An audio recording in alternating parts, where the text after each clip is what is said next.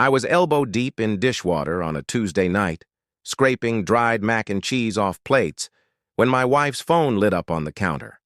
Sarah had run to the store for milk and bread, which usually meant an hour, 3 aisles of impulse, buys, and a Pinterest experiment we didn't need. The screen showed an unknown number. I almost let it ring out.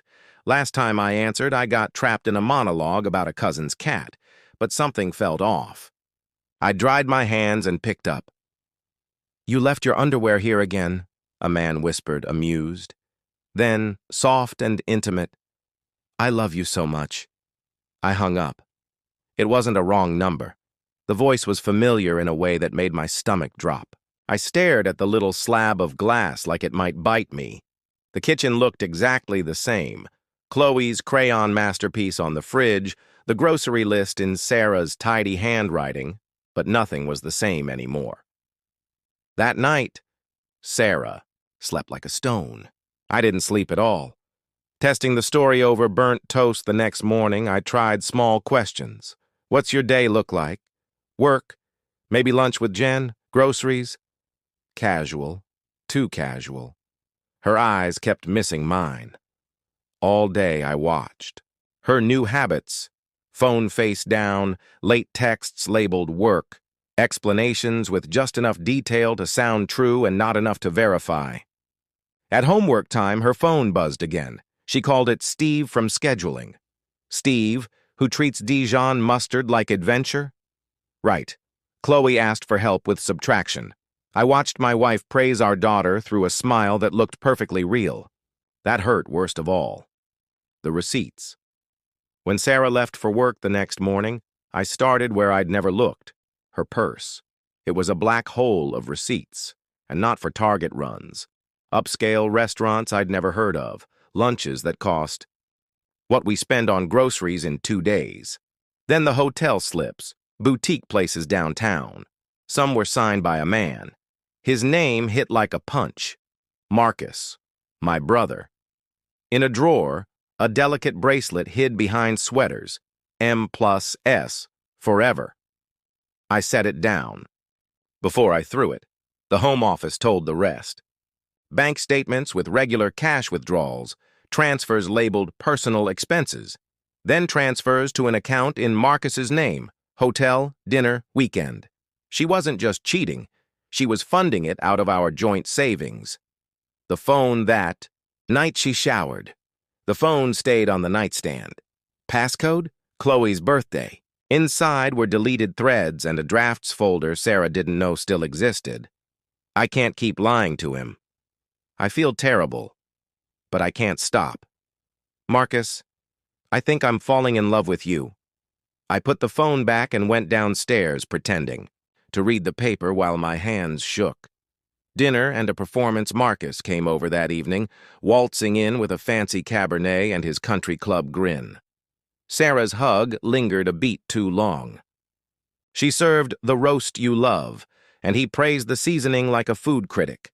Chloe showed him a unicorn drawing, and he spun her around like some discount hero. I sat very still and didn't trust my mouth.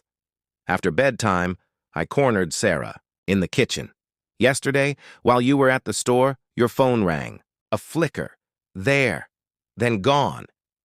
A man, I said. He told you he loved you. Silence. Then the line every guilty person learns in kindergarten. It's not what you think. It's exactly what I think. Marcus. Her eyes closed. That was the admission. The brother. The next morning, I drove to Marcus's loft on autopilot. He opened the door in an expensive shirt, and that same laugh I'd heard through Sarah's speaker. "Hey, bro, beer?" Sarah's phone rang, I said. I answered. Color drained from his face. He didn't deny it. He tried instead a cheap script. She was lonely. You work too much. We didn't mean to fall in love. Things don't happen, I said. You made them happen. Lawyer Yupai spent the afternoon at a copy shop scanning every receipt and statement, then in a glass tower office with a divorce attorney named Rebecca who didn't waste adjectives. Adultery won't change. Much legally, she said. Spending marital funds on the affair will freeze the joint accounts. Move half to an account in your name. Document everything. So I did. New accounts. New passwords. A timeline tight enough to play in court. At home, civil silence wrapped the house like plastic. Sarah moved to the guest room. Chloe asked why. Mommy and Daddy were sad. I told her only what I could say without lying. Grown-ups have hard things to figure out. It isn't your fault. I love you.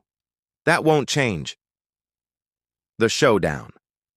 3 nights later, with Chloe at a sleepover, I spread the evidence across the dining table like a crime board. Hotel slips, bank highlights, call logs with Marcus's number, circled. Printouts from the drafts folder. Sit, I said. She did. Her hands shook. This is every dinner, every room, every transfer. The full map of your affair with my brother. I kept my voice level. Did you know courts call this dissipation of assets? Because I do. She cried then, the angry kind. You don't understand. Marcus makes me feel alive. You work all the time. When was the last time you looked at our daughter and thought about what this would do to her? I shot back. When was the last time you kissed me without thinking of him? My phone buzzed. A text from Marcus. Missent to me.